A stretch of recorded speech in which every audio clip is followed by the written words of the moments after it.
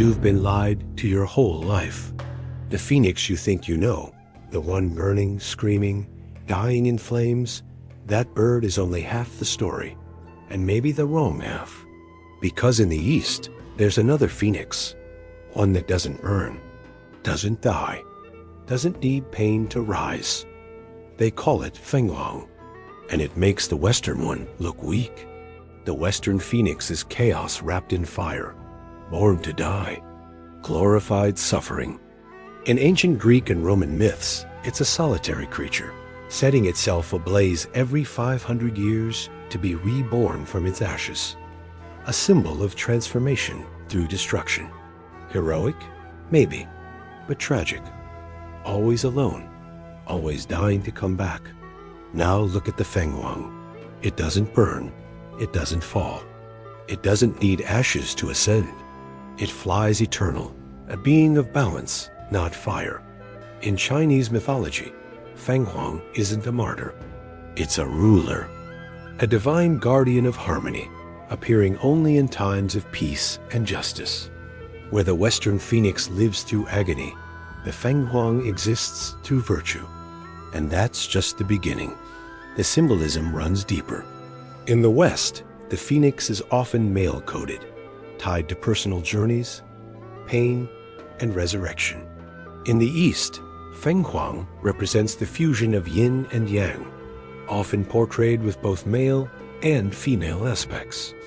It embodies duality, cosmic order, and sovereign power. So while one burns alone, the other governs the sky in perfect stillness. It's not a bird, it's an empire with wings. The Western phoenix is dramatic by design. It doesn't just die, it explodes. It's wrapped in fire, pain, and spectacle.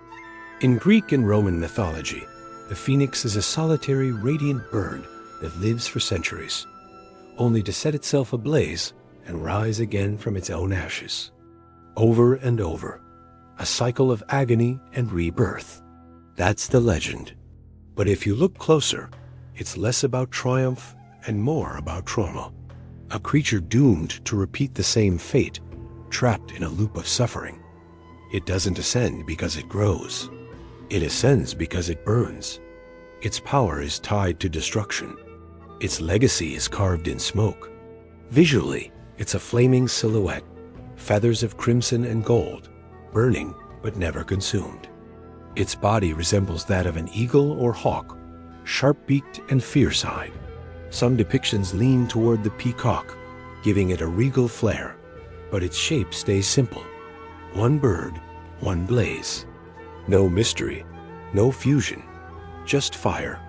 The earliest versions place it in Egypt as a Bennu bird associated with Ra and the sun. Later, the Greeks rebranded it, turned it into a metaphor for eternal life, sacrifice, and spiritual cleansing.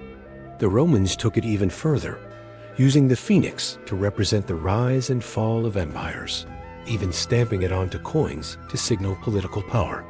In Christian symbolism, the phoenix became a stand-in for resurrection, tied to martyrdom and Christ's suffering.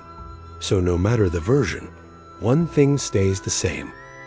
Pain is the price of glory. The phoenix earns its beauty by dying for it. And in every culture that adopted it, it remains a creature alone. No flock, no harmony. Just one flaming figure against the sky, destined to collapse and try again. That's the Western way. Romanticize pain. Worship the comeback, accept the burn.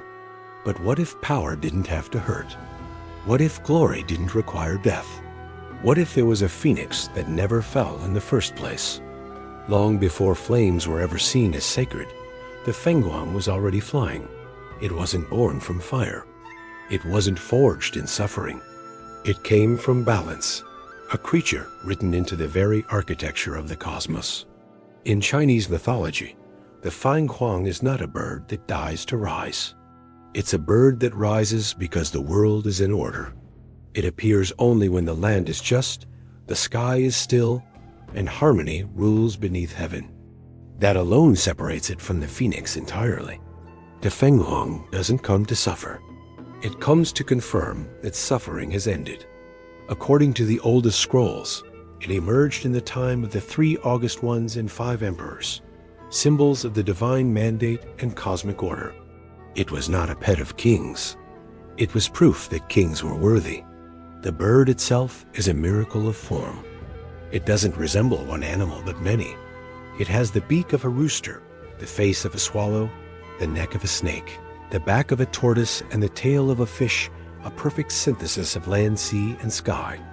It's not just symbolic, it's structural. Each part of its body represents a moral virtue: loyalty, honesty, decorum, righteousness, benevolence. The Fenghuang is literally built from ideals, but its reach goes beyond flesh and feathers. It connects directly to the heavens. In traditional cosmology, the Fenghuang embodies the 5 elements: fire, water, wood, metal, and earth, and the 4 directions, anchoring it to the seasons, the winds, and the pulse of time itself. When it flies, the world listens. Its cry brings calm. Its presence marks a golden age. The Chinese did not worship the Fenghuang the way the West revered the phoenix. They aligned with it. Its appearance was not entertainment. It was omen. Harmony wasn't a reward. It was a requirement. The Fenghuang is not a creature of survival. It is a creature of alignment. Where the Western phoenix needs destruction to begin again, the Fenghuang only appears when everything is already in place. That's not just a difference in myth. That's a difference in worldview.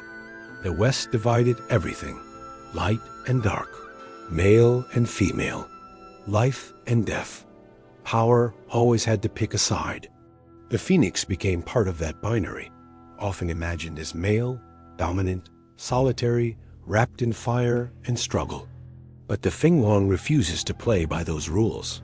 It doesn't belong to one side. It is both. And that is its strength.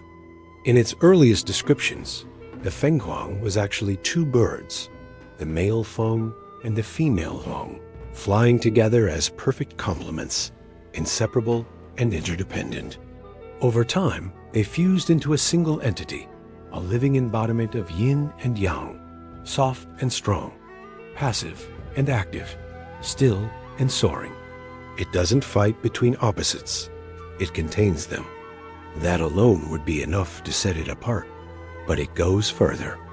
Every part of the Fenghuang's existence reinforces the idea that opposites are not enemies. They are necessary. Its cry is said to include all the musical tones of the universe, not one dominating the others, but all in harmony. Its feathers don't shine with one color, but 5, representing the cardinal elements and directions. Even its behavior is balanced. It won't land on anything dead, won't eat anything living, won't act unless the world is in alignment.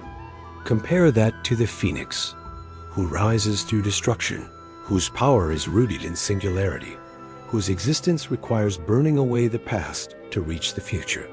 The phoenix is conflict. The Fenghuang is resolution.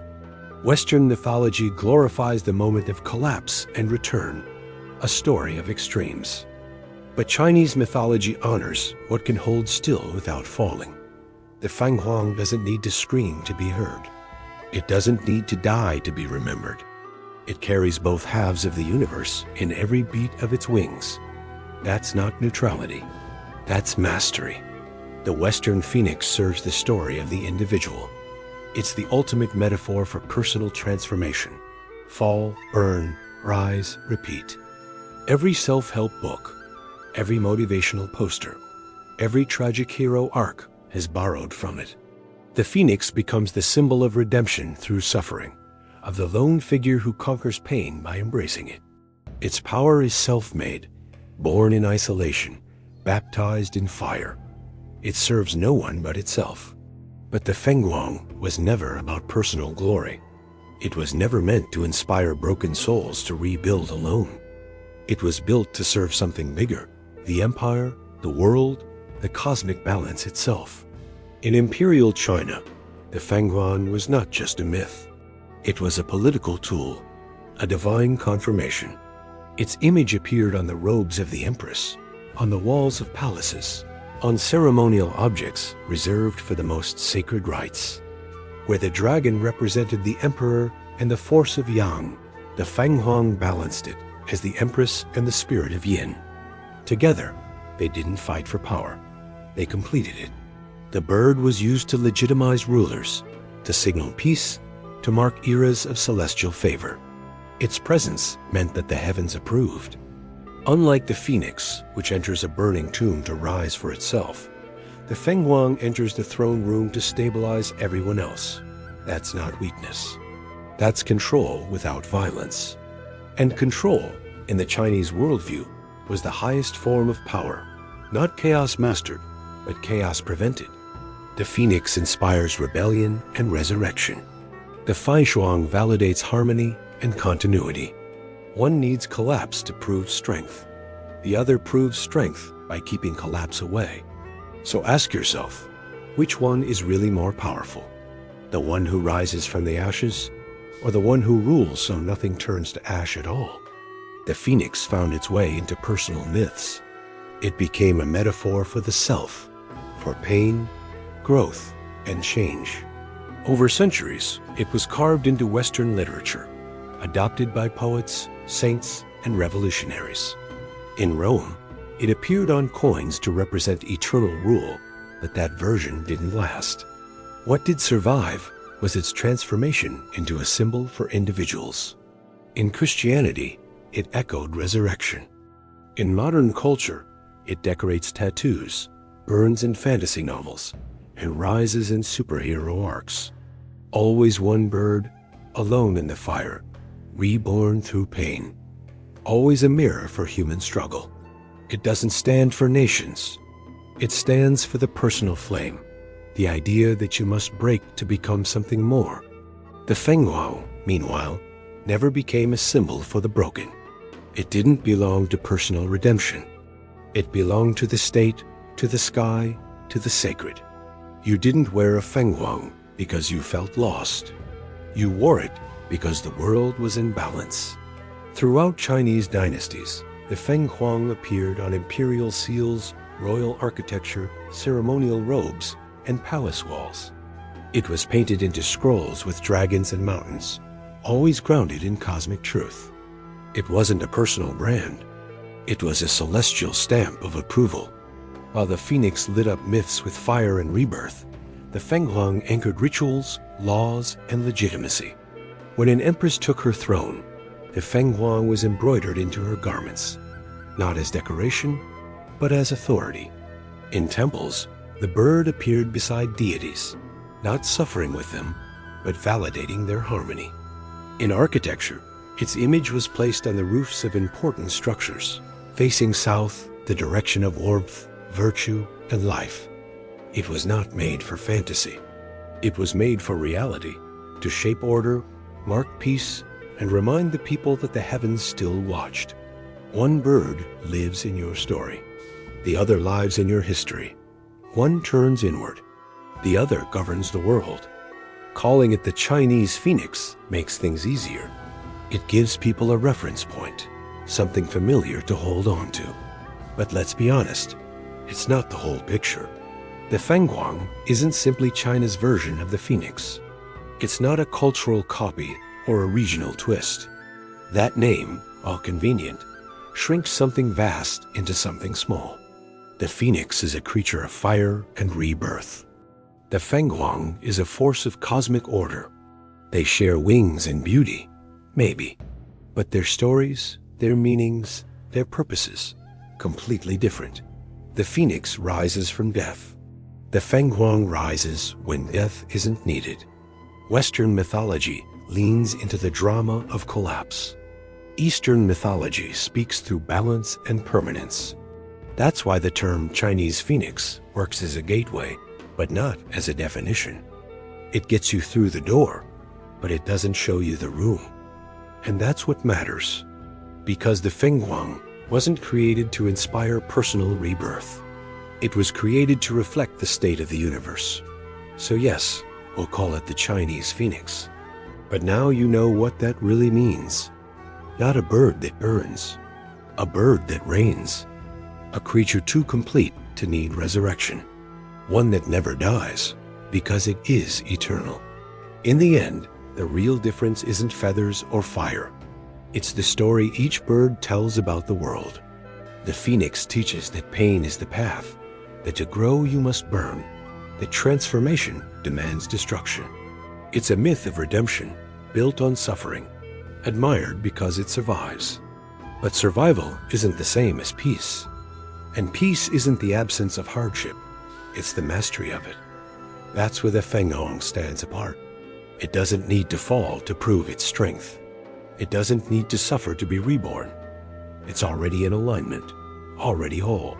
Its power isn't earned through agony, but through harmony. Where the West romanticizes collapse and comeback, the East honors balance without the fall. And maybe that's the real question. Maybe greatness doesn't have to scream. Maybe permanence is the greater miracle. The phoenix makes you admire the fire. The Fenghuang makes you question why there was fire to begin with. So, what do you think defines greatness? Your ability to rise again, or your wisdom to never fall?